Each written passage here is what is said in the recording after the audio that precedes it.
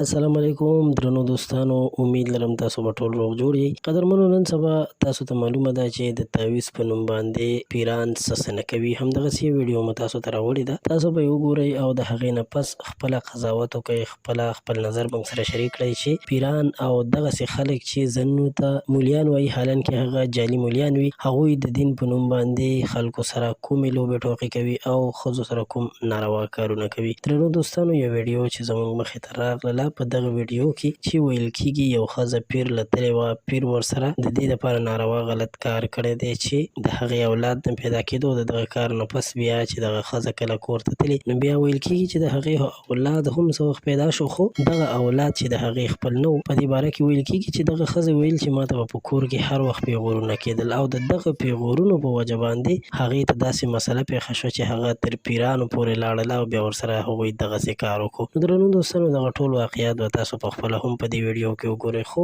داسې خلکو ته، داسې کورنۍ ته پکار دي چې هېڅکله هم خپل د کور زنانه ښځه دومره ذهني طور دباو نه کړي چې هغه بیا د دغسې مشکل سره مخ شي. ځکه چې ښځې خو دومره نه پوهېږي، په کار سړو ته دي چې ډېر زیات په شفقت سره ورسره پیش راشي او په هره خبره باندې پوه کړي. خو ځینې ذلیل خاوندان داسې هم وي چې هغوی دغسې اذیت ورکوي ښځو ته او هغوی بیا مجبورېږي چې داسې ناروا کارونو ته مخه وکړي. دا واقعه چې یوه ډېره افسوسناکه واقعه ده، یقیناً چې تاسو به هم د داسې ډېرو واقعاتو شاهد یئ. نن سبا چې خلک د پیسو دپاره یې ځانونو ته پیرخانې کولو کړي دي، ناست دي په یو او بله طریقه باندې پیسې ګټي، نو یقیناً چې دا یو ډېره افسوسناکه خبره ده او د دې په خلاف باندې راوچتېدل پکار دي. داسې خلکو ته سخته سزا ورکول پکار دي. ستاسو نظر شریکول موږ سره ډېر ضروري دي. خپل نظر راسره ضرور شریک کړئ.